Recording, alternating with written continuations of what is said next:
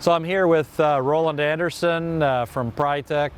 They are the inventors and builders of the Unilift, and we're down here at H&A featuring the Unilift, and it's a labor-saving device, and we're really excited to demo it. This is our third year, and every year we're getting an increased interest in Unilift.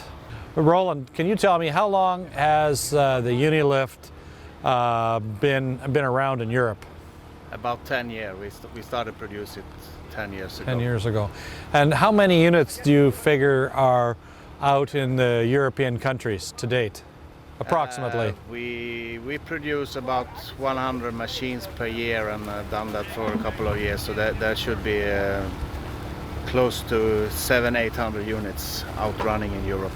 Is Europe faced with the same thing that we are faced with in terms of labor? Is it hard to get labor in Europe? Yes, it's getting harder and harder. Yeah. Younger people today don't want to do the hard work, that's for sure. Are there lifting restrictions in Europe? Yes, it's depending on which country you are. I know about Sweden, and you are not allowed to lift more than 15 kilo. That's 35 pounds continuously. Yeah. So the Unilift is playing an important part in the landscape industry in Sweden for sure, yes, and in several other countries. Yes. There's a whole new type of, or a number of heads available that you can pick up almost anything that we make and install it.